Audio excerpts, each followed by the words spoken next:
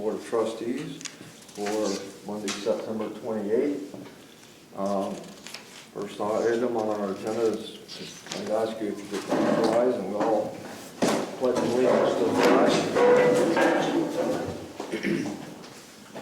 I pledge allegiance to the flag of the United States of America and to the republic for which it stands, one nation, under God, indivisible, with liberty and justice for all.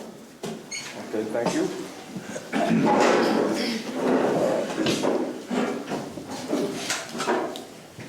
Okay, next item, agenda review.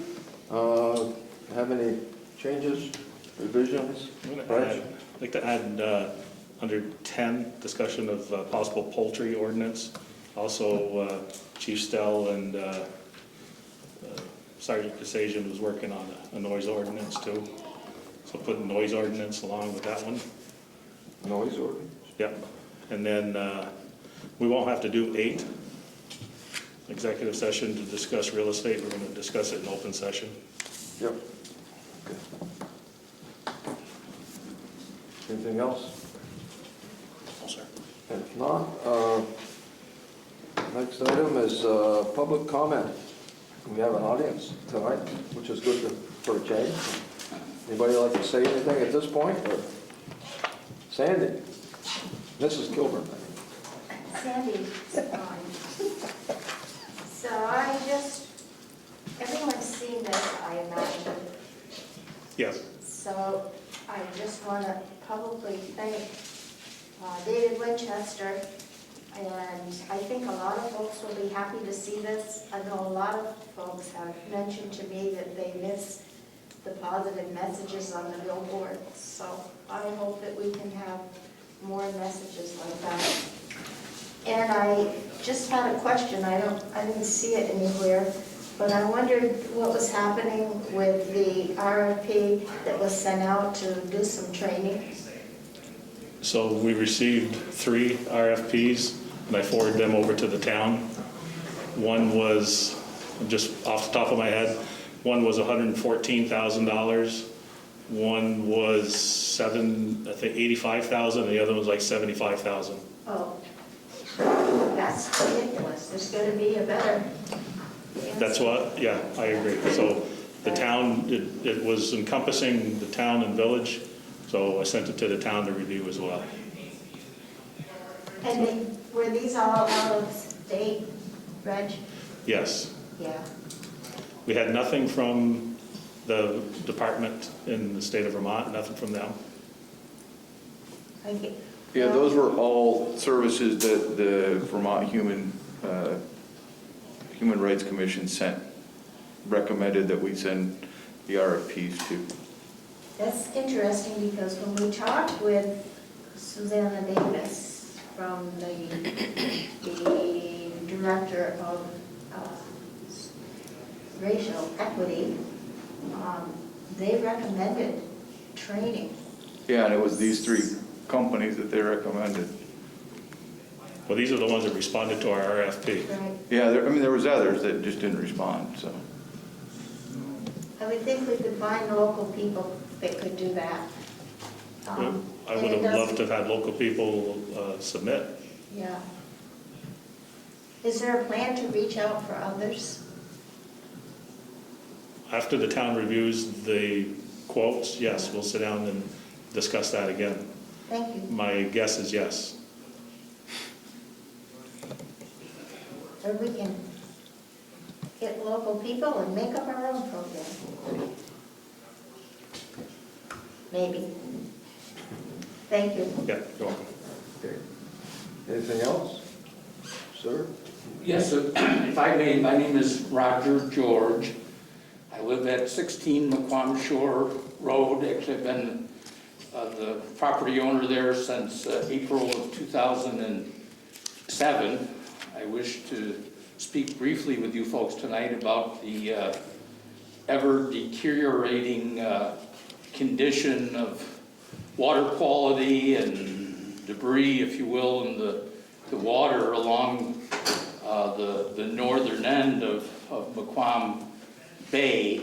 I've been speaking to the select board and the Swanton Select Board and town officials for the last 2.5 months or so, and I've been going to come and at least meet you folks and express some thoughts, and so I'm finally doing so. I'm gonna take my glasses off because I can't keep them from fogging in my mask, apparently. You can take your mask off too. Well, not, this way you won't be able to See you smiling? see me smiling or identify me on the streets, especially the police chief, because the blue lights. No, seriously, I wanted to speak with the village trustees. I'm the 7th house south of your village beach. And for a number of years, at least in the late May or June, we could put our boat in the water there, a small 17-foot boat. We couldn't generally take it out there, but I go by often enough in the earlier portions of the year to see local residents enjoying your very nice facilities there, the picnic tables and rest facilities and so forth, and think that's a neat thing. My wife and I and our 3 children for years went out in our Coleman pop-up camping trailer, camping all over the place. So I appreciate public things like that, as do many of our neighbors. But as you folks are well aware, I'm sure the beach has been unusable at least from the end of June forward, and it was pretty scummy most of last year. I mean, we've seen an ever decreasing quality to the lake waters, which I attribute to more and more sand filling in from the breezes that come our way and other conditions. But this year was to the point that for a month we couldn't even sit outdoors to enjoy our lake-facing deck because the smell was so bad. So in any case, I'm sure that you folks are already aware of that, but I wanted to offer my encouragement, if you will, for any efforts that you folks might be taking to try to improve the conditions at the town beach. I've been in touch with some state officials who also put me in touch with Friends of Northern Lake Champlain, and I understand from Mr. Ken Henderson that he's trying to get all involved together and in the coming weeks look at possibilities that they might have to help study the situation and maybe through an engineering study come up with ideas that could be reviewed and possibly undertaken to improve the conditions. So Is the problem dead and drying seaweed, or? I don't know exactly. My college major, my interest was always history and political science and that type of thing, and I shied away from the sciences as much as I could. I know that a representative from the state that came and visited my property a week or 2 ago and then spoke by Zoom to the town select board used some of the different terms, what specifically she found, but yeah, there's Like what's the St. Albans, the old beach, yeah. it looks like they've been using a harrow or something and cleaning the beach. Yes. As the water receded. Would that sort of thing help in Well, your area? you know, we think it would help, right? The house just right next door to me, the next one south, is where the water begins to slow down completely as it gets shallower, and then all the growth in the water, you know, helps keep it from moving all the more. And then this year especially, but we've seen it in the past too, a 1 or 2 inch black or dark scum collects on the water, which we believe is the source of a lot of the odor. I don't know is that plant material necessarily, but other contaminants, but then plants also, I know that we get a lot of seaweed blowing in that I believe is produced further out in the lake, but cut off by motorboats, and then it blows and drifts our way. Were you going to add something, sir? Yeah, I was just, if it's okay, Neil, if I add something. Oh, oh. So, Roger, I met last week with Kent Henderson and Patrick from Friends of Northern Lake, and we talked about an hour and a half down at the beach, and looked at the area and tried to discuss corrective actions and whatnot. So we are going to look at sources down south of the river, or the lake rather, at some areas over there of interest. The understanding that I got from Kent that what they saw floating in there was indeed decaying vegetation from the lake, because the lake was so low this year. It's actually historic lows this year. But we are in communications with them. I have been in communications with them, and I'll continue. Well, myself and a number of my neighbors would certainly support and welcome and appreciate your working with them, and hopefully the town officials would be doing so too. I do know that early, by July 4th, one couldn't sit out on our deck, and at that point, you didn't see decaying plant matter in this gunk that I'm referring to, but just whatever chemicals or runoff from the lands and so forth were what seemed to be evident. Now we're seeing plenty of growth, and actually even at my house, 7 houses up from the beach, the weeds that used to be closer just to shore are growing much further out in the lake. So again, I know that this, I don't contradict at all that this was probably the worst year in a long time, but I also have seen it get progressively worse in the 13 years that we've owned our home, and last year it wasn't much different. It's just that the odor and the collection of gunk close to shore didn't occur till more like mid-August, not the end of June. And previous couple of years we've had that too. So if we have it there, I believe the beach area is even more shallow. Past couple of years I've walked from my house to the beach in the water, and your average visiting family, a mother's not going to walk her little children through that stuff. It's just terrible, and so I thought, I guess I wanted to volunteer too, if you folks would ever appreciate the observations and experience from a resident not too far away from your property, that I'd be glad to offer that information too. But again, wish to thank that if this is on your radar screen and you two are going to be looking at it. I'm going to call St. Albans Bay Actually, sir, to answer your question about like what they're doing at St. Albans Bay, I was encouraged by our town manager to reach out to the town manager in St. Albans, and she said that the town of St. Albans, and they do own a tractor and pull it along the beach and out into the water a bit, pulling out as much vegetation as they can, and then they truck it away across the street or someplace, but anything that would...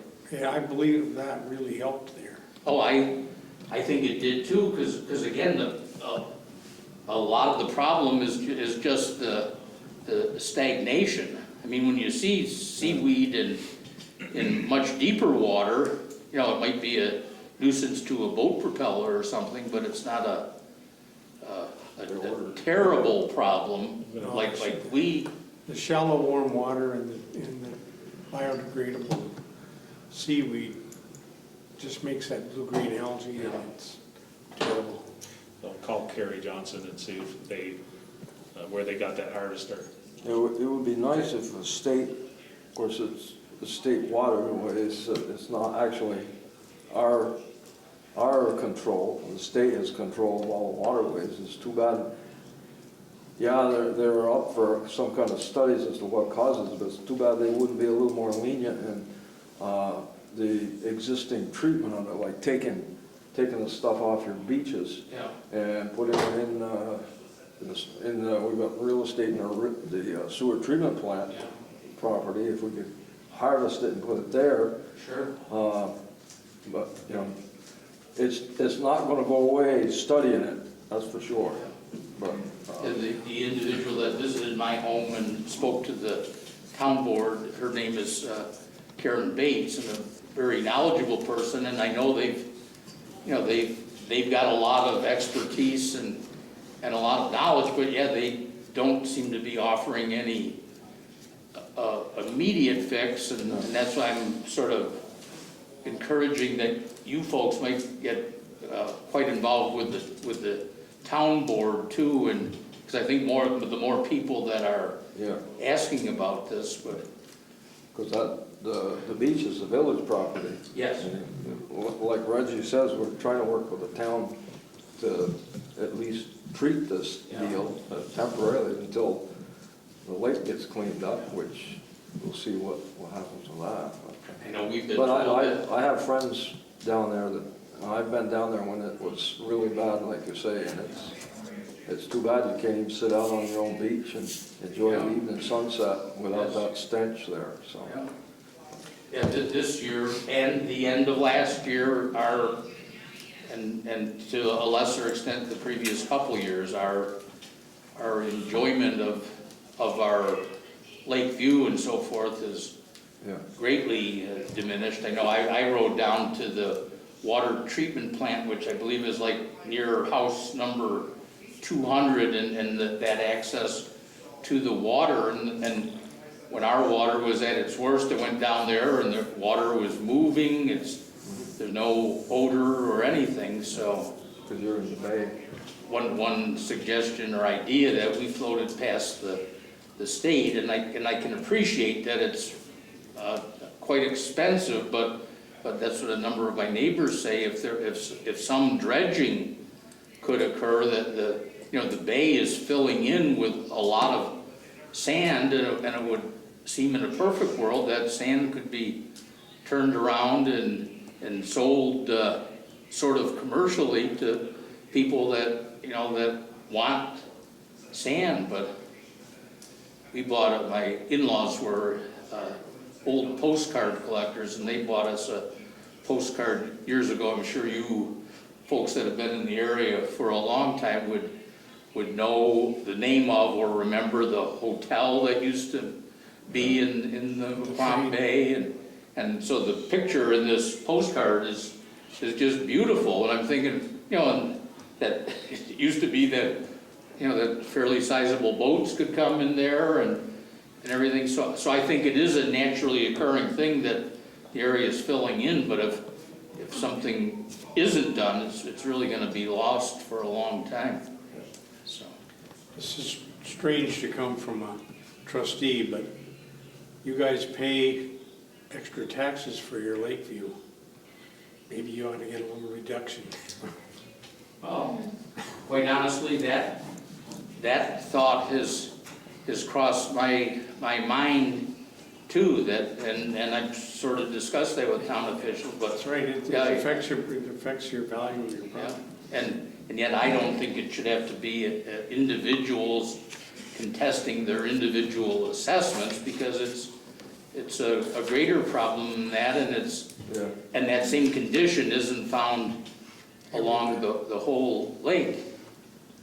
But we, of course, as all of you know too, it's not real easy to pick up your stakes and go elsewhere. We really like our home. We've been there since 2007 and made some improvements, and so it's sort of our favorite getaway, and we're not dying to leave it behind. We're not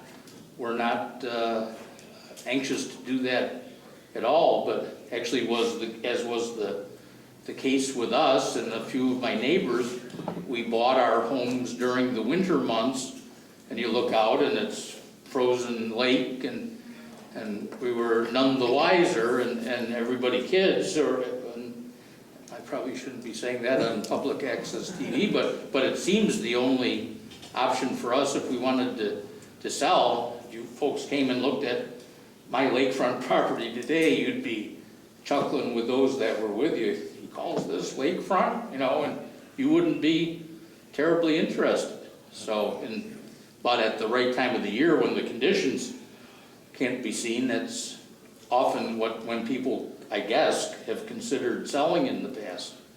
Well, I mean, the state has found money. Look what they're done in Lake Carmine. I'm not sure how much success they've had, but they spent millions of dollars putting an aeration system in to try to turn that water around. So there has to be funding sources and there has to be answers. So I would keep pursuing it, and we'll pursue it. Well, I guess that's another advantage I thought of speaking with well-established folks like yourself. You know, you might have some contacts with some state legislators that you could question them about this too.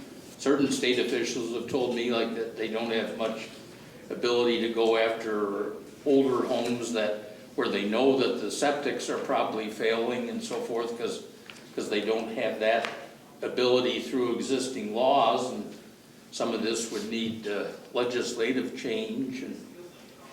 But to sort of circle back to where I started, my compliments, you maintain from the shoreline up a very nice public property there. It's really, to me, a nice little advantage for the town and village of Swanton, but it's a significant shame that it's just not usable so much of the time. Okay, we'll do some follow-up. Reg we'll keep the pressure on the state and maybe find out from Kerry what they did for their beach, see if we could get a similar thing going down there on the Quam shore. Along all those properties from ours up, and at least go in through and harvest what's harvestable. So I'll follow up. She also mentioned, I believe the abbreviation is pronounced Wasawa, the Watershed Association that they've partnered with too, that has helped do some of the work in their area. When you've walked in the water there,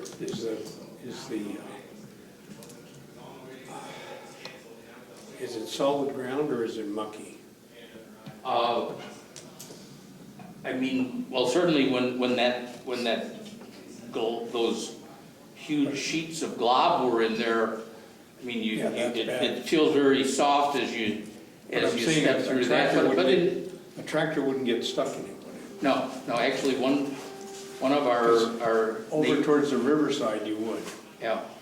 I've duck hunted out there. No, but and of course, folks have tried. I spent a couple days last year with a rake pulling a lot of the stuff out, and I got water moving in front of my house into the next house for about a week, and then the water movement had stopped. Plus, you know, it's hard work though, and I mean, I don't mind hard work, but it just wasn't an effective use of my time. So yeah, I think what St. Albans has done is helped a lot. They even have some money, the town manager told me, in their budget and in the city budget to help pay for some of that work that they're doing and so forth. So I'll follow up with Carrie, and then I'll communicate with David too, so they're in the loop at what's happening. Okay. Yeah, Carrie was very pleasant with me and a great source of information, because my wife also got the bright idea that we had to stain our log home this year because we last did it only 10 years ago and it was losing most of its color. So I did have to leave some of my phone conversations or computer referencing when she would get tired of staining by herself. It was much cooler in the house, though, I would admit. Well, we hear your concerns. Yeah, and maybe ask the select board to put some money aside for equipment to, not to buy equipment, but to rent or to do Or something. even hire, I mean, that's what a few of my neighbors have said. Budget item, with what you pay for taxes, you should get some relief. I'll do some follow-up and see what we can do. Okay, we'll see what we can do then. So, Thank you for allowing me to speak for so thank you. long. Thanks, Roger. I wouldn't call that public access, I'd call that hijacking your meeting. Yeah, so, Well done. Neil, yes, Sandy? could I just clarify something that when I was talking about local people and getting together? What I was thinking was that maybe we could join with St. Albans, or all of Franklin County, to help to share the expense. So I just wanted to clarify that. Okay. And I will say about the lake, I think I'm by far the oldest person sitting here, but I can remember 60, 50 years ago when there wasn't a problem with the water in the lake. No? That's right. But it's been deteriorating for the last maybe 20, 30 years. So it's Noticeably yeah, not deteriorating. gonna be an overnight fix. No, for sure. Certainly, I can appreciate that too, and Yeah, not naive enough to think that there right. could be an overnight fix, but I am cranky enough that I know if we're not taking some steps, the fix is gonna get more and more difficult to undertake, and so. Okay, we'll keep at it. Thank See you what very we much. can do. Anything else under public comment?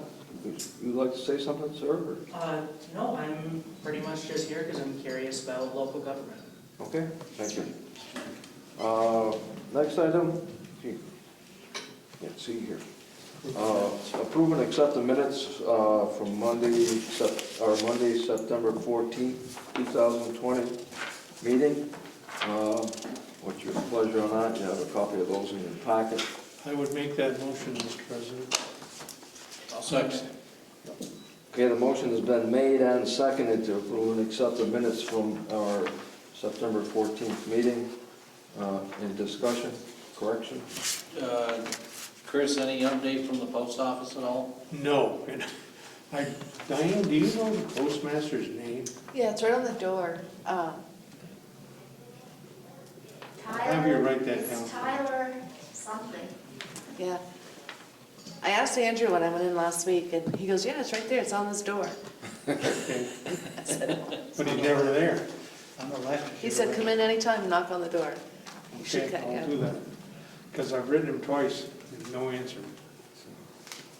I really think a drive-up mailbox, which exists all over the place, would be so nice. I mean, today actually, I went down and mailed a letter on the park, and there was one of those jacked up pickup trucks with the loud mufflers. He damn near hit me, walking over to the mailbox, and I'm pretty agile for an old guy. And some people aren't that way. Okay, I will chase him down. Anything else No, sir. on the minutes? If not, all those in favor of approving and accepting September 14th minutes, signify by saying aye. Aye. Those opposed, motion's carried.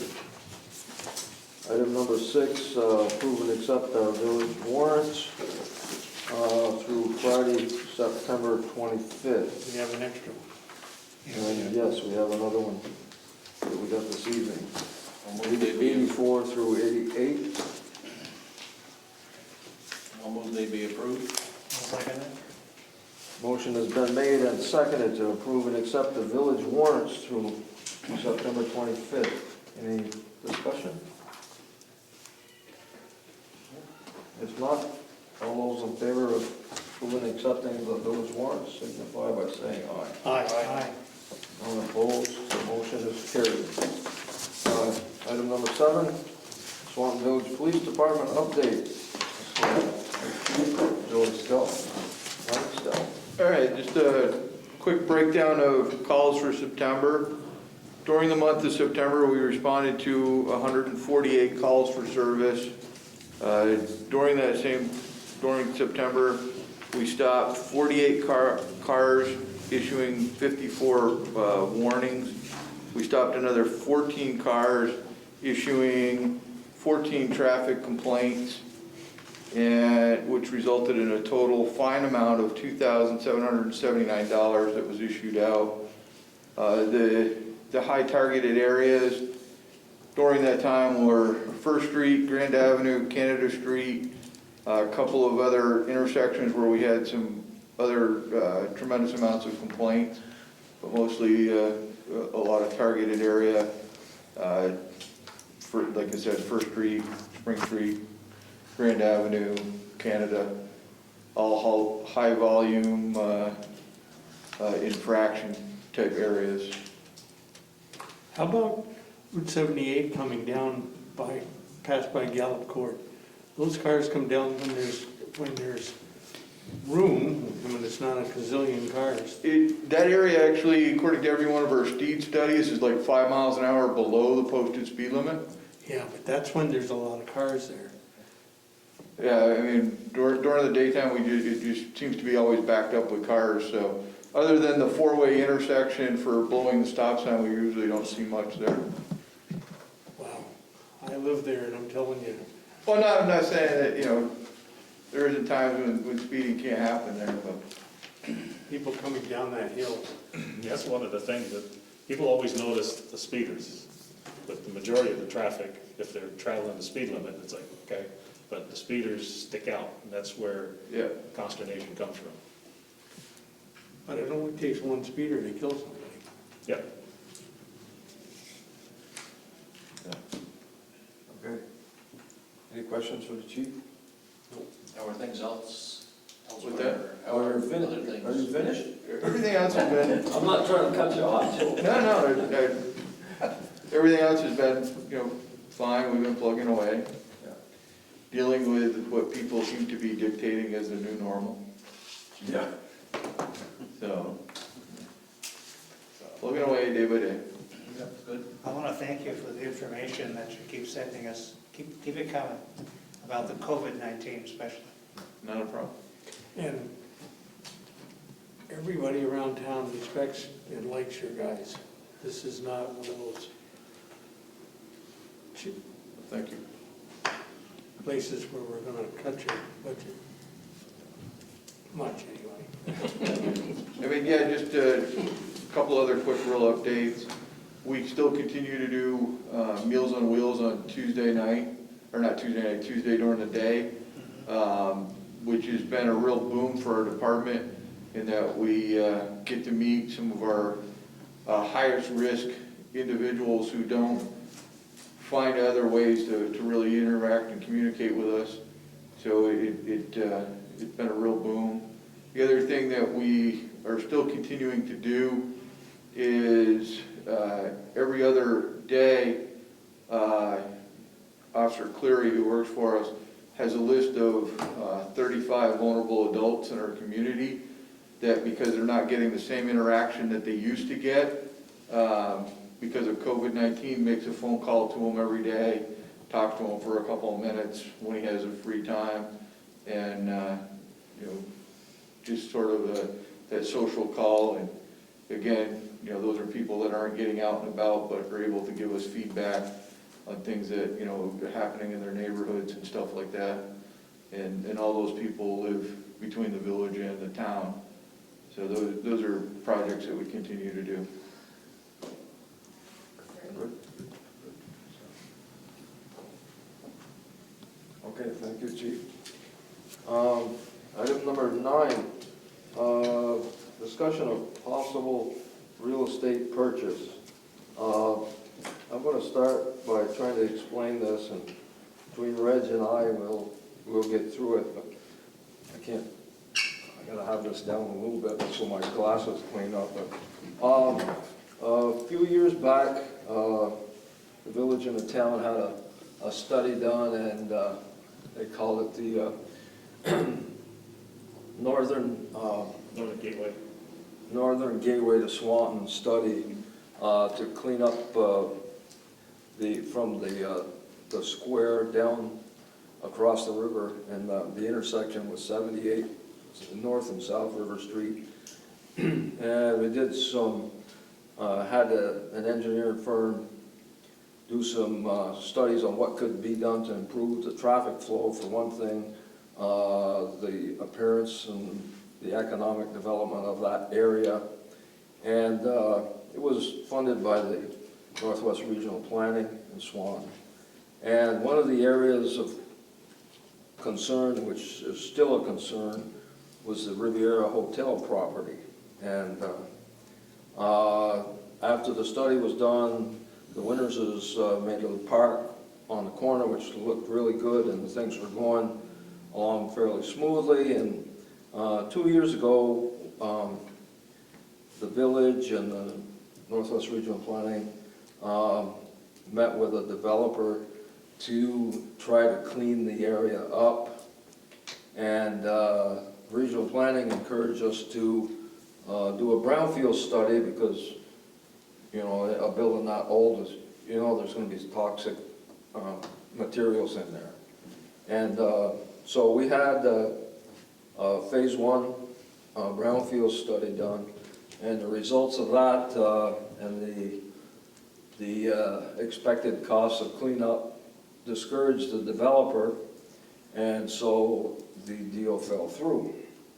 So recently, with everybody, a lot of people in the community, the concern about the condition of the property and the health hazard and the liability hazard for people going in and out of there, we approached the village approached the owner, and we reached a sale price for the property.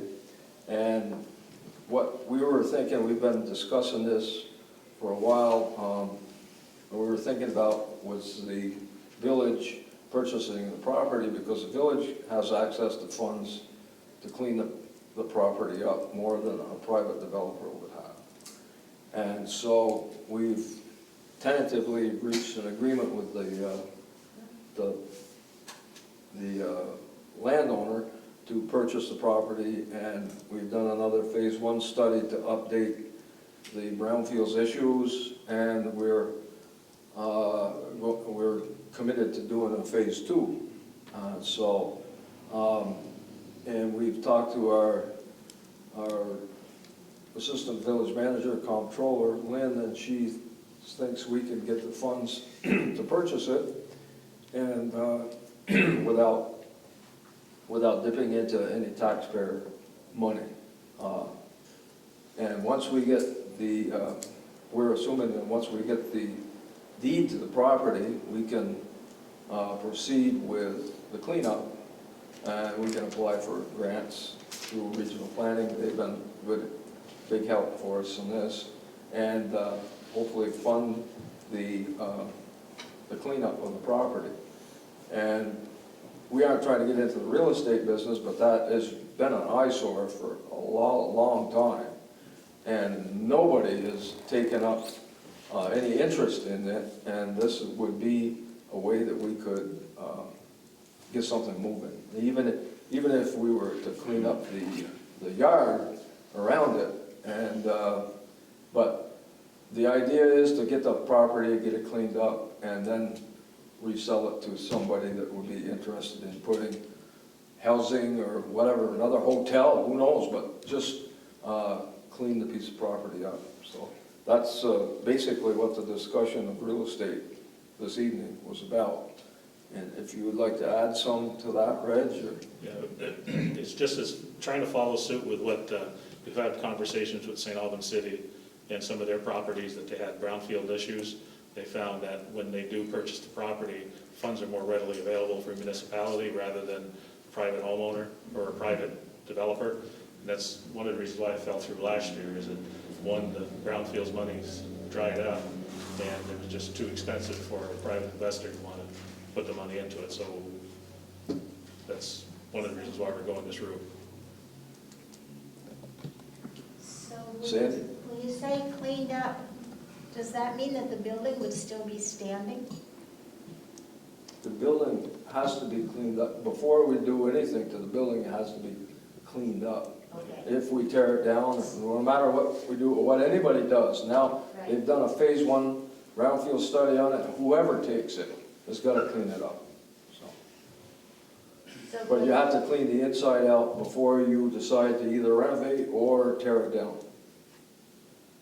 And that's not just the building, that's the property around it, because there's a, cleaning the inside out would probably there's an oil tank. in it. fall down, There's an right? oil tank in the ground on one side of it, and there's possibly some more tainted area out in the back behind it, according to our preliminary assessment, brownfields assessment, so. I would think that would be a really good project because that really is a fire hazard. I always think of that every time I drive by there. It is- There are houses A lot of us do. close by, right, It is becoming a public safety issue, so. yeah. So, And so, with that being said, I think I'm looking for a motion to proceed with the purchase of the Hotel Riviera property. I would make that motion. I'll second it. With The motion has been made and seconded to go through with the purchase of the Riviera Hotel property with the intent of cleaning the area up. What was I going to say? Our intent is to expedite the cleaning up Yes. and then make it possible for a outside entity to purchase it and improve the property. Yeah. And what I was going to say was, we already have a purchase and sales agreement with the owner contingent on what will happen this evening. So this will give us the authority to proceed. And we also checked with our lawyers to see if this was okay. We're not trying to pull anything in front of the voters. And this is perfectly okay, and we're trying to improve our community by getting rid of this eyesore. And I, like Sandy, and a lot of the older folks in the town have a lot of good memories of that piece of property, but it's been let go for so many years, and it's, I was in it just 2 weeks ago, and it's really sad to see it degraded that far, but it has, and I'm as much of a sucker for restoring old buildings as anybody, but that has been let go for so long that it's really going to be hard to reclaim it. But what my hope is that we can salvage some of the memories from the building after it gets cleaned up. yeah. But there's a lot of cleanup to do. So. So we had a lot of good Saturday night dances down there to live bands. Yeah. They would come from New York and Boston for a week and Yeah. stay there. And the organ is still on the stage. I mean, the stage is leaning a little bit, and the piano is over in the corner, falling into the basement, but the memories are still there anyway. A lot of wedding receptions there too. So, not to sidetrack too much here, we have a motion and a second to move ahead with the purchase of the Riviera Hotel property at 6 South River Street. Any more discussion? All those in favor of the motion signify by saying aye. Aye. Those opposed, okay, thank you very much, and we'll see a big difference as soon as we close on the property, so. Okay, thank you. Item number 10, discussion on possibly doing a poultry ordinance.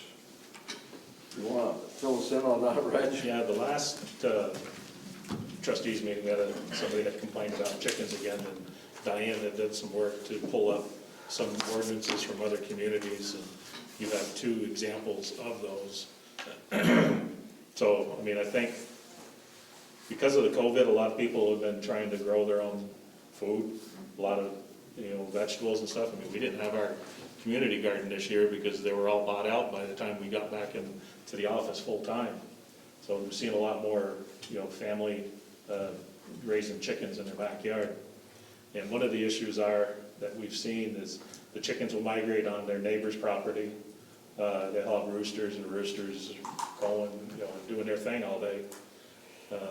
So there's a couple of ordinances here, and I think there's some good stuff that we could try to pull together if you folks are amicable about putting together an ordinance for chickens, for poultry. Agreed. This would be just for poultry, or? Well, I'm looking at it now, I didn't see the poultry one, but yeah, it would be chickens, poultry. Diane, have you had any other conversations with people on this, or no? No, I haven't gotten any phone calls. Okay.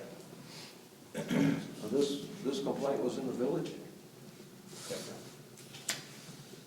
Outside of the one that we had like last year? Yeah, last It's a year. different- Rooster. Different person, yeah. So, And then we had complaints about noise also. That was Chicken brought up. noise? No, people noise, actually, because people can be as noisy as chickens. Yeah, But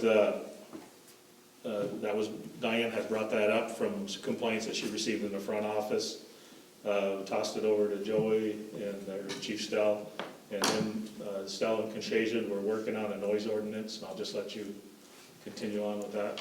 So one of the things that we chronically get within our police department here in the village, more so than what we would do in the town, is that we have multi-apartment buildings, where there be 4 or 5, apartments in one building. And during the daytime, state statutes don't cover excessive noise. So one neighbor will be blaring the music while another person will be trying to sleep. So the quality of life is down because of just, I don't want to say ignorance, but, common courtesy is probably the best terminology to use. So a lot of municipalities, cities more so, or village centers, have specific noise ordinances where they measure decibel levels within apartment complexes, that sort of thing, to give that reasonable expectation so that everybody can live in a more harmonious atmosphere than, being awoken because somebody's playing the newest rock music at 50 decibels when it should only be about 35, and rocking the walls, because a lot of these buildings didn't put insulation in between those inner walls so you can hear the whisper, let alone somebody else's music. And there's some nuances to that for outdoor noise, indoor noise, those kinds of things. We took several different ordinances from different municipalities, St. Albans, Montpelier, kind of jammed them together to fit what we thought would be best for our community. And we kind of tabled it, just sitting there on the back burner. But I think it's something that, we have to have open discussions about as to whether or not we want to move forward. Because Reggie sees it, when he gets the complaints that, the police aren't doing anything about a quality of life issue, and that quality of life issue is usually around noise. And it's noise that doesn't raise to a criminal statute that we can enforce, other than trying to, talk to neighbors and saying, hey, you guys gotta get along. Or this would give a little bit of teeth in a civil fine, or a civil warning, a warning and then a fine for the excessive noise. And I think now that we're out of part of our noisy season, because summer's kind of over, that it's a great time to work on it, discuss it, and have it in place, throughout the winter months, so that we're ready to go in the spring. Because what I don't want to do is create something that really doesn't fit our community. Just because it fits, St. Albans, Burlington, Essex, Milton, doesn't necessarily mean it fits Swan. Yeah, we're not them. So, we have a good draft to work from. It's just that, we've got to work from that draft. And, when I saw a poultry ordinance on here, that's why I talked to Reg and said, hey, we got to start the discussion and then go forward. Just a quick question. How do you measure the noise? So there's different ways, different ordinances use different methods. Some of them call for grabbing a decibel meter and just, measuring the noise. And others, use the words unreasonable. And, the problem that I have with the words unreasonable, what unreasonable is to me, is gonna be different to Adam, it's gonna be different to Reg, it's gonna be different to the person, especially the one complaining. And, that's what we kind of have for a problem with the state statute is, it says unreasonable noise in the nighttime. And right now, the state statute, which is the only thing we have to work with, says you can't have unreasonable noise from 11 p.m. at night to 6 p.m. or 6 a.m. in the morning. So at 6 a.m., 6:01 a.m., you can be outside with the loudest noise you've known to man, and it's not a violation of the state law. It's the same thing all the way up until that 11 o'clock. We have a lot of elderly people that try to go to bed around 9:30, 10 o'clock, and we have these outdoor parties right next door. 9 o'clock's my bedtime. I am just, not trying to single you out, Reggie. Nothing wrong with going to bed at 9 o'clock. But even with a decibel level, you gotta figure out how and where you're gonna measure that from. Right, I mean, You know how I love lawyers, and they could, No, I mean, Twist you right the around. ordinances that talk about the decibel levels tell you exactly where you gotta measure it from. So we have a meter on here. We had to do it when we installed our transformer out here. We did the 248 back in 2011, 2012, I think it was. So we had a decimal meter. Your iPhones have an app for a decimal meter too, so you can check noise levels. That's what I'm saying, we have a good draft to work from, we just gotta work with that. And there definitely needs some fine tuning, but, hopefully I can have that draft out to you folks within a day or two to take a look at, and then we can, start working on, what needs to be changed. I like the sound of that. I'm more in favor of noise pollution than worried about chickens. I mean, We can kids address them outside, both at the same time. kids outside playing and laughing can be a loud noise, but it's I an mean, enjoyable noise. I'll use an example of what we had a lot of problems with this summer, was fireworks. Oh, yeah. And the state statute on fireworks is very, very lax to the point where if we try to write somebody for fireworks, we basically become the laughing stock of the courtroom. Even though they're illegal, the courtroom seems to be the court only cares if it catches your neighbor's property on fire. But at 9:30, 10 o'clock, and somebody's lighting off fireworks, with a noise ordinance, we could deal with that much more easily than we could for the fireworks. Sounds very like something to pursue. Heather? I have a question. Would that include truck traffic noise? What's that? Truck traffic noise, would you be monitoring that? What, traffic noise? Yeah, Sure. that. in the Traffic town noise, ordinance. we have to 100% exempt traffic noise from the ordinance.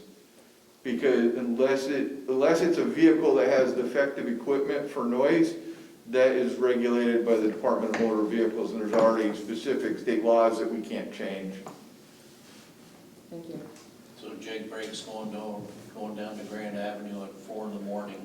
So Jake breaks, Reggie and I had multiple discussions about Jake breaks, and to include getting an opinion from Vermont League of Cities and Towns, because a lot of municipalities had ordinances against Jake breaks. The problem is Vermont League said, do you want to take on the ownership of telling somebody that they can't use an engine brake, which is considered a piece of safety equipment on that truck, and when they crash, do you want your municipality owned by somebody else? So the legal opinion. 60 and the 30 then. So, but the legal opinion from the leagues is that it's a safe piece of safety equipment that you want to tell somebody they can't use it, and they say, well, I could have avoided this crash if I would have been able to use my Jake brake. Yeah. And then, we end up as a municipality in the middle of a lawsuit over an ordinance. Yeah, I understand. So that was the issue with Jake George breaks. was here. Yeah. About Jake break. I want to make a comment. My wife and I went to visit some relatives in Benson, Vermont. And on two places, I don't remember if it was Shoreham or Madison, I don't know what towns they were. They had signs up that said, please refrain from using engine brakes. Why not? Try it. Yeah, actually, I've. You really need it. Yeah, well, I hear. Because I can hear big the, time. but But I have I, our windows open, the sound coming across the river from Jake brakes wakes me. The train doesn't. yeah, the train is more, I it's, guess maybe it's because not, I'm it used kind to of it. builds up. But I was in Colorado not long ago, or a couple years ago, and there were signs that said, we'd appreciate. I'm trying to remember how it said, and I'm probably not gonna get it right. Would appreciate the limited use of Jake brakes because of noise. I was in. And those were nice signs, and, you know, and I don't know if they worked, but it at least got the truck driver to say, well, okay, I don't really need to use my Jake brake right next to this hotel here. Again, I'm not a trucker, but I was in Colorado a year ago. And since I've been here, I've paid attention to this sort of thing. And the signs there said very clearly, state law requires engine brakes to have mufflers. It's very clear to me. I don't know how long that's been in effect, but it is there, and that's another thing we could do. I don't know, you contact somebody in the state of Colorado and ask them how they do it. Yeah, I can tell you what you're seeing with Jake brakes is that your older trucks don't have the muffler system. All the newer trucks, as they're coming out, have the muffler system on it. It's becoming a manufacturer because of it's more about emissions than it is other, but you're seeing more and more of the new trucks are very, very quiet compared to the older trucks. Now, what the age bracket is, it could be only 2 years, could only be 3 years, I'm not sure. But that was one of the things I was told by truckers, is that, you know, the muffler systems are becoming more and more standard on trucks as they replace them. All of our new fire trucks have that Jake brake, and you wouldn't know it. That's why they put the signs up, I'm sure. Maybe that's why the trucks. So within a few years, you won't be hearing a whole lot of Jake brakes. And then, if they're actually changing the system, it's a inspection issue from the inspection. So explain to me, Joey, about these, I mean, I love a nice truck, I got a nice truck, I like it, but these mufflers on these trucks, how can that be a legal muffler? There's aftermarket kits that have gotten stamp of approval by states, and inspection stations are supposed to be checking them to make sure it fits the emission requirement, and if it does, they can put them on. I know what you mean, these smokestacks on pickup trucks that, Well, even some of them on the new trucks, Yeah. you gotta put an aftermarket muffler on it as soon as they start it up. Sounds like an earthquake. You wanna hear what they sound like, park on South River Street for a while. About 9 o'clock at night, when they're all going south. They start at the intersection at 78 and South River Street, and they lay right on them, the smoke's coming right out of them, and the exhaust system is, like Joey says, it's a performance exhaust system, and they're really noisy, so. So that's a 30, isn't it, from South River to almost Beebe? Or does it To change? the old just Bigelow farm, What's that? to the old Bigelow farm. That's no 30. big farm, yeah. And then from there, it's 40, and 40 is all the way down All middle. the way. Yeah. Yeah. Okay. Yeah. That's ignored all the time. I went that way a little while ago, and a vehicle went by me, probably going 80 or 90 miles an hour. And I'm surprised he made the next curve. I don't know why they do it. But there's a possibility when we do Stone Garden again. Anyway, Okay. young men like to make noise.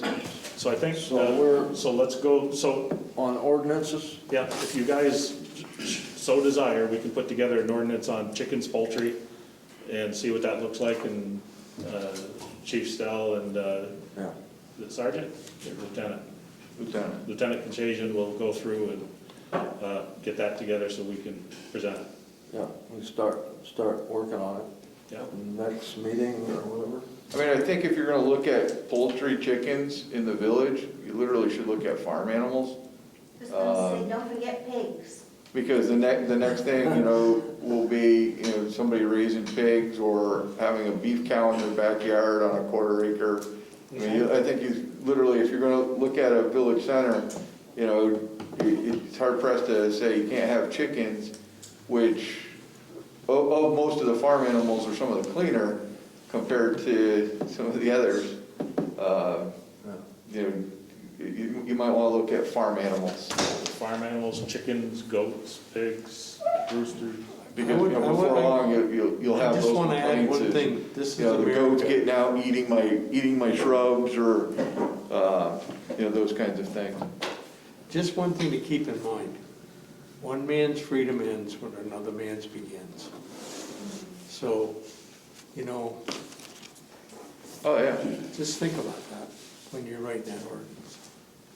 Well, that's why I'm saying, if you're gonna consider one, you might wanna consider it all. Well,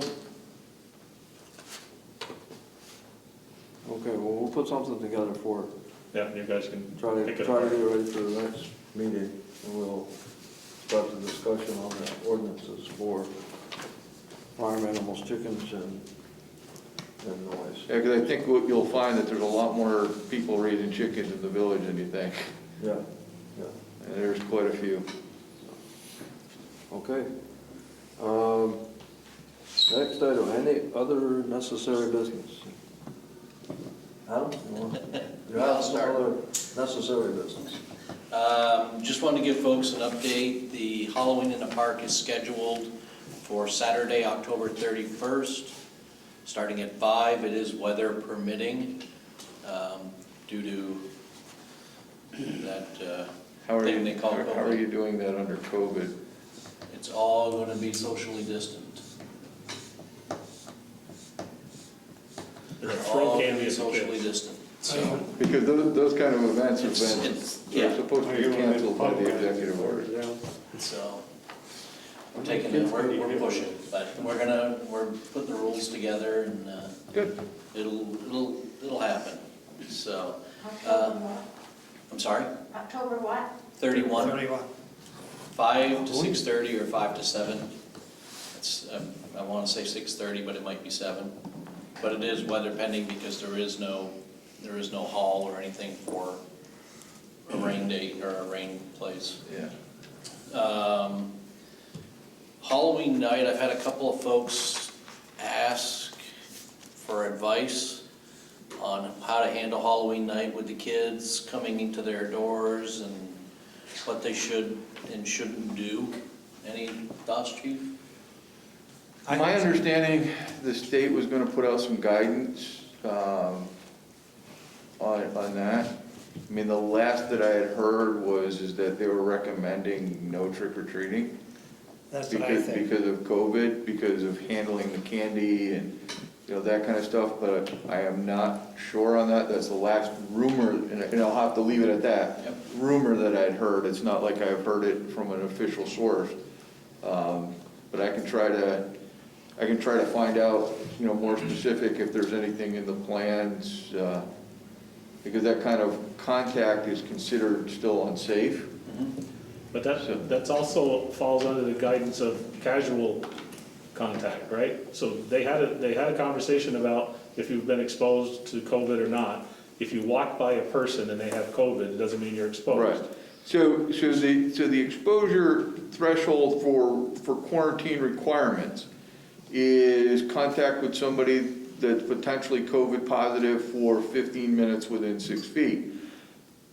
That guidance doesn't say you cannot get COVID from handling stuff that somebody else has handled with COVID-19. For example, I have COVID-19 and I don't know it, I'm asymptomatic, and I'm throwing candy into your dish. Now, I'm a kid, what do? I pick up that wrapper, I put it near my face, it still has stuff on that item, so therefore I can transmit COVID-19. Without having that 15-minute time frame, because now I have an item that has it, and that's where, adults, if we wash our hands and we're not putting our hands in our faces, but how do you tell that to a 5-year-old or a 6-year-old kid who now is all excited because they got a piece of candy? What do? They put that wrapper in their mouth, rip it open, and so you've potentially increased a risk. Now, what that risk is depends on which article and which expert you talk to. And so the actual act of going up to the door is not a problem. It's the exchange of items that potentially become the problem. So what was the new guidance on transmission on objects? On what? On objects? So objects theoretically, again, there's 2 different studies out there. Most of them say a piece of paper can hold COVID-19 anywhere from minutes to a few hours to up to a day. It used to be 3 days, but the maximum time frame they're putting on a piece of paper now is 1 day. But then you get, so I'm COVID, I put my hands on it, but now you're walking down the street and you want that piece of candy, now you got it in your face and you're ripping it open, you're within minutes. So there's really no clear guidance. Okay. That's probably the best that I can put out there on object. Okay. There's a study out of 3 large universities that kind of contradict each other, and I think part of it has to do with what concentration of COVID hit that item. How positive you were, how long you've had that item in your hand, on and on and on. So there is, some huge variables there. So just so you know, we do this a lot. We sit down here every day almost, and we throw this stuff at each other all the time. What ifs, what about this, what about that? I mean, when you're trying to bring your community back alive again, there's no good answer to anything. Yeah, there's really not any good answer. The key factor for us to understand is our COVID numbers in the state of Vermont are extremely low. Do we still have COVID in our community? Absolutely. Within the last 2 weeks, I think we've had 3 or 4 more positive cases here in our generalized area. So it is still here, but compared to Florida, compared to Southern California, compared to other states where they're having thousands of cases per day, we're really sitting pretty good. Because I think most Vermonters, along with the ruralness of our state, have actually listened to our governor, listened to the science, and have done a good job. I mean, I look at, the village here. Reggie and I have had a lot of communications about opening up the front office. Theoretically, under certain guidelines, we can, but why are we putting people at risk when what currently is happening is working very well? Is it a slight inconvenience for people? Yes, but we're keeping staff and we're keeping the public safe in accomplishing that goal. Because the areas that have flooded open have had employees that ended up out of work for 4 or 5 days, while people were testing because they were standing in front of a plexiglass screen, because the COVID can still go under those plexiglass screens. It is a help, but there's still that thing. So you get that customer that was positive that's standing in front of that plastic screen for 15 minutes.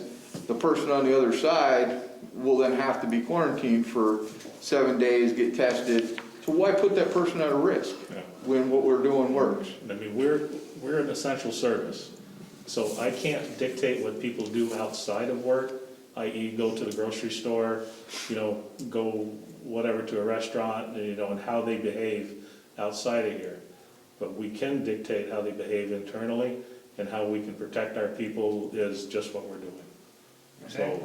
So what I've told some of the people that have asked about Halloween night is you know, nothing's come out from the state. And I'll try to see what their plans are, if they're coming out with Right, anything. if they're so gonna they come can- out with anything, but what I'm telling folks is if you don't feel comfortable, you know, just shut your lights off for the night. Yeah. That's all you're gonna do. So, you know, and it's unfortunate, it's extremely unfortunate, but, Well, the children understand. you know, The children are in school, they understand this thing. so. They will follow that. What will be going on in the park? Will they be giving out candy? To be determined. To be determined. I don't think they We should. got a couple of people that are on the committee, and so, What do you think, I'm Chief? willing to help you if you need help. okay. I guess one of the last things that, seems we got off topic a little bit here, that I will share with people is flu season is rapidly approaching us. And obviously, the regular flu mimics COVID-19. I can't stress enough for that vulnerable population to go get their flu shots, make those arrangements to get their flu shots.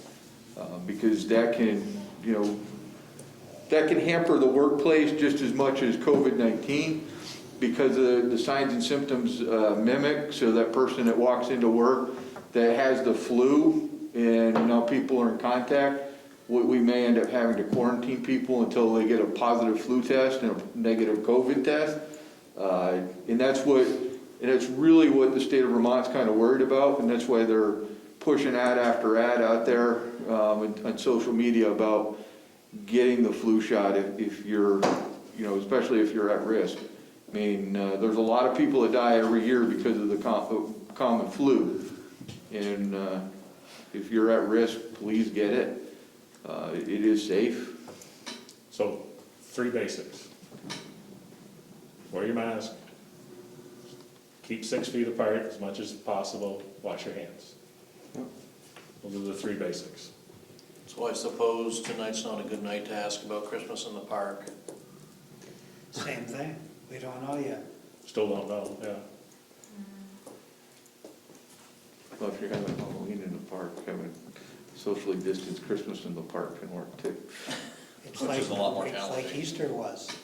We don't know yet. Yeah. I know New York City's already canceled their New Year's Eve celebration in Times Square. Yep, that's correct. You know, that's a hard one for a big city like that to cancel that kind of celebration. They've already canceled that. So I won't bring that up tonight. Okay, Keep it in the burner. things could change. They will change. But I'd like to make one comment. This weekend, the activity in the park looked great. It was awesome. Yeah, I mean, there was Yep. no issue there. Nope, it was awesome.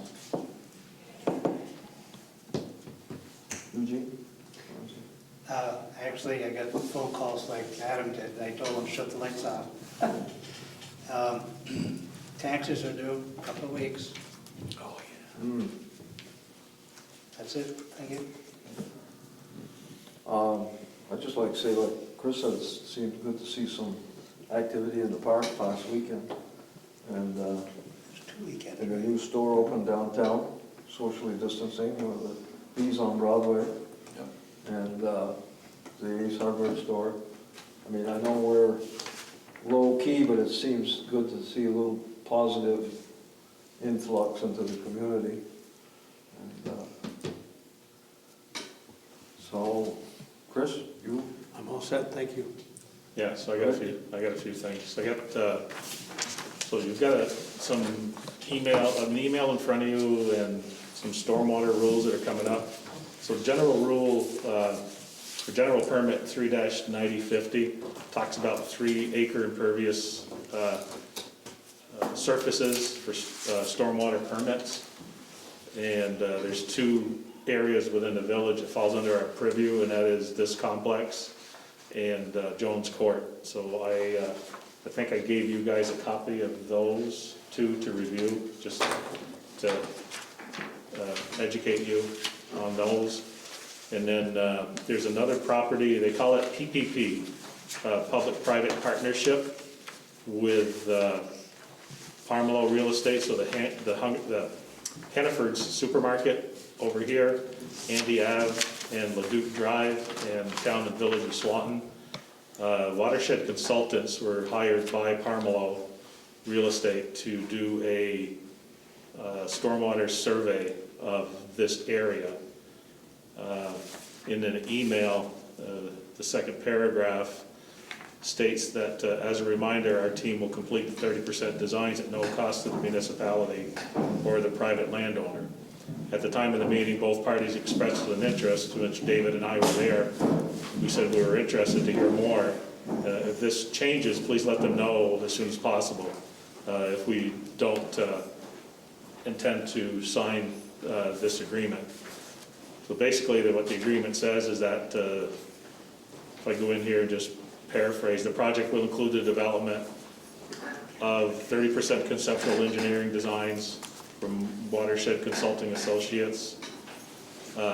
This agreement is non-binding, but indicates that all parties are interested in establishing a partnership that could lead to the development of a 30% conceptual design of stormwater management that meets the requirements of the Vermont 3-acre permit.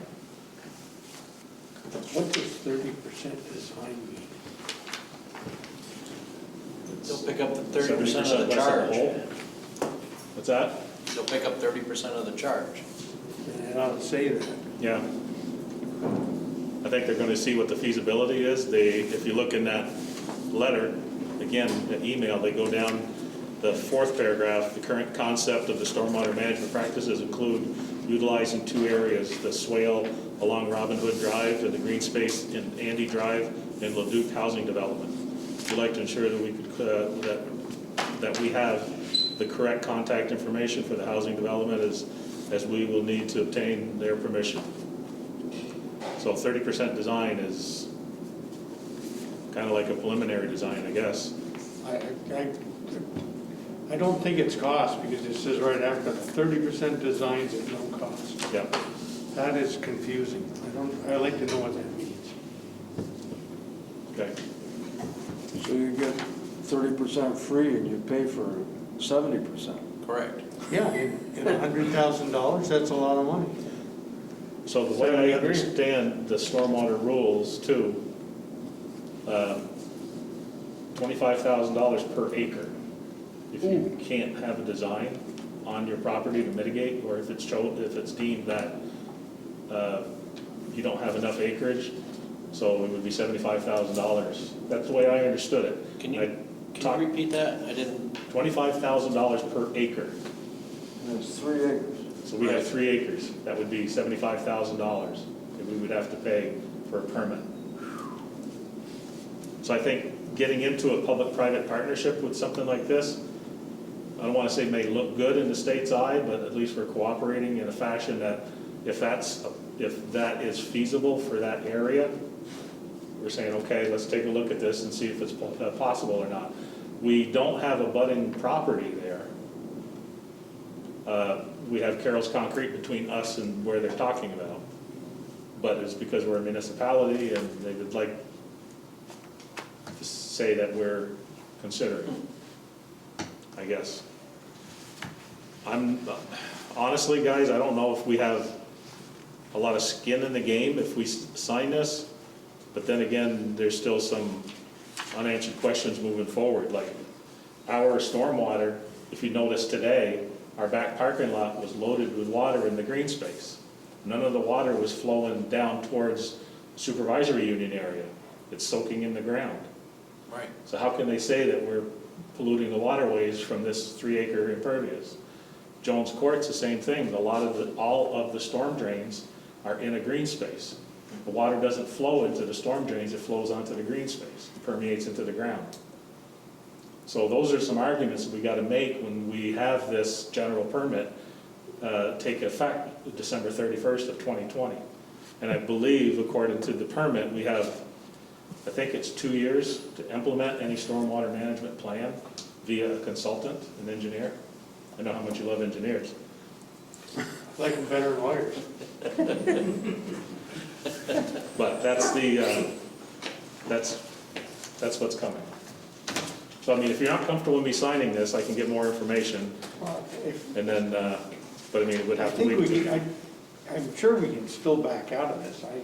That's the I would think understanding we I should move get. forward and just make sure we, the ducks are in a row before we get The there. last paragraph of this letter of intent states that upon completion of the 30% designs, participants will be encouraged to maintain the partnership and develop 100% design plans for implementation, but this is outside the bounds of this agreement. That's confusing. Yeah, I would just like to know what the hell 30, what the hell do they mean by 30% design? You can't design something 1/3 of the way. How does that A mean? design is a design, it's gotta be done. Sounds like Does this have to be signed tonight, Reg? I would say we can sign it if we get a really good explanation. Let me get back to Carrie and find out what they mean by that. You know, I mean, if we can table the motion or just potential motion until next meeting, just, And I'll find out what their, deadline is. If anything, I mean, I can send an email, and because of open meeting, don't reply to all, just reply to me, and then we'll bring it back to the next meeting and discuss what we decided to do that way. Yep. We don't violate any open meeting laws. Okay, so that's a fun one that's coming down the pike, just so you know. The other one, okay, we're good. The other one is the wastewater pilot program. It's going to be starting October 17th. We have 3 prototypes coming in. We've already staged the property down there to bring these 3 trailers in to see if we can mitigate the phosphorus from our effluent. So that should start September 17th and go for 3 weeks. October 17th. October, yes. You can also add to that, ask them if we can put in an incinerator for the seaweed on McQuam Shore. Well, you know, that is fertilizer. You can spread it on farm field. That's contains a lot of phosphorus, that seaweed. Yeah, anyway, I just, No, it's like hydro relicensing, we're progressing well there.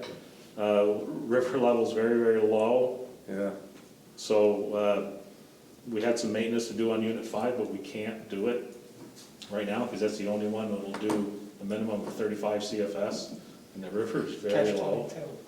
22. So, couple inches of rain coming this week, so, yeah, but the ground's gonna love that more than the rivers will, I think. yeah. yeah. We're close on the totem pole installation. Yeah. That should be, I believe this week it should be done. Do you guys want to be present when we raise it? Yeah, Sure. Okay. Wait, Where's it going? That we have to be if it's, your village and the chief's convenience, and we'll try to be there. Okay. Where's it going? Right there at the corner, right where the garden is. So we did it dig safe there, and there was no utilities in that area. Everywhere else, it was touch and go. Gas lines, electric lines, That's at the southern end, mostly the southern end. yes. Right by the rain garden. Yeah.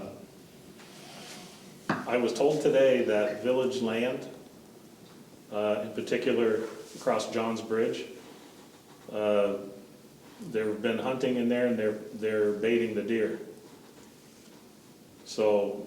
You mean the wetland one? Yeah, so I found out today that some people are baiting deer in there. So the game warden's aware of it, they notified one of our police officers. So if that's happening, I think we need to move forward with posting all of our property and only allowing hunting by permission only. Agreed. I would suggest that. Because that's not good. If they're starting to do that, that's just I mean, non-sportsmanship. that's Yeah. 200 or 300 yards from homes, or less. Yeah, I mean, LaFar Street, there's a lot of deer there, and I know people go there. That should not be rifle. No. If anything, maybe even bow, crossbow, I mean, it is, quite a projectile too, because I can crossbow. Unbelievable. So, but yeah, I just wanted to let you guys know that's happened. He came up my backyard too, but I wouldn't anticipate anybody shooting him. And that's all I got. It's enough. Thank you. Okay, I just have one clarification. yeah, Did we give permission for the police department to come up with a draft poultry and livestock No, ordinance? no, they're gonna do the noise. Just the noise? Yeah. So the poultry livestock one is tabled?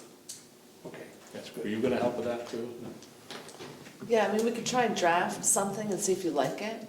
So I'll work on a farm animal, poultry, look and see what other towns have done. And Okay, put something well, together that might apply to the village and see if you guys agree. But it's not set in stone unless you guys Right. agree to it. Now, that's Remember the adage that Chris has, Uh-huh. that the best ordinance is the least ordinance? You know, just like the best government is the less government. that's 30 days after it's approved to 60 public comment, days. 60 days? So, yeah, if you want to update or post an ordinance, it's 60 days after. Okay. okay, one other thing I just thought of was, it's a positive thing. Reg and I were invited last week to, with the town, this is association with the town, it's a project that Joel Clark brought forward for restoring the Doughboy Monument in Memorial Park, the Flatiron Park, as some of us older folks know.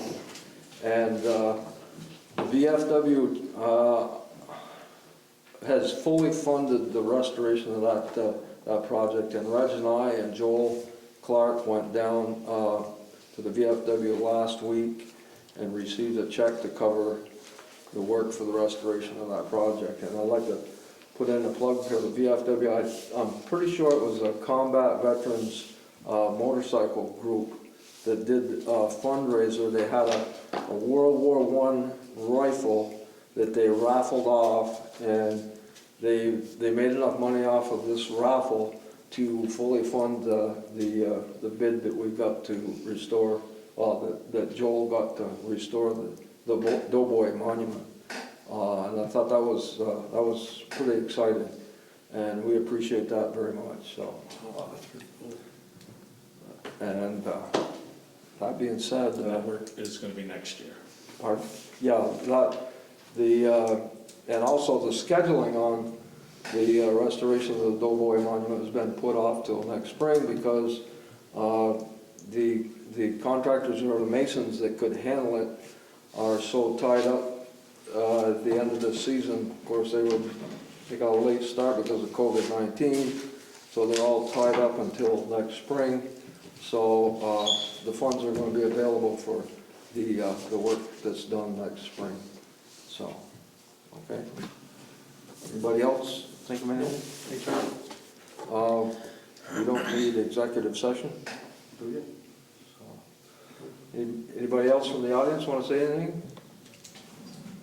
If I could just add one quick comment unrelated to what I was speaking about earlier by way of compliment. Twice this summer I was in contact with your electric department, initially asking them to relocate the line from the street that crossed my property to get to my neighbor's property, and they creatively rerouted that so it no longer is a possible hazard over my shed where I need to trim trees and my property. And secondly, they came out a few weeks ago to remove an unused electric pole that's been between my house and my other neighbor for as long as I've been there, and it's never been used. My cable line had been on that, but that's recently been routed underground. So in both cases, within a couple days of my request, they were out there and pleasantly doing their work. Just wish that I had the foresight to have my grandchildren there for the removal of the phone pole, because it was quite interesting to watch, and impressive display of equipment and expertise. So it didn't hit my roof. So, no, but seriously, they did a nice job, and I'd like to Oh, good. recognize that to you folks. Thank you. Okay, if there's nothing else to be taken care of, I'll entertain a motion to adjourn this regular meeting of the Village Board of Trustees. So moved. Seconded. Motion's been made and seconded to adjourn this regular meeting of the Swanton Village Board of Trustees for September 28th. All those in favor signify by saying aye. Aye. Those opposed, thank you very much and have a good evening. This meeting is adjourned.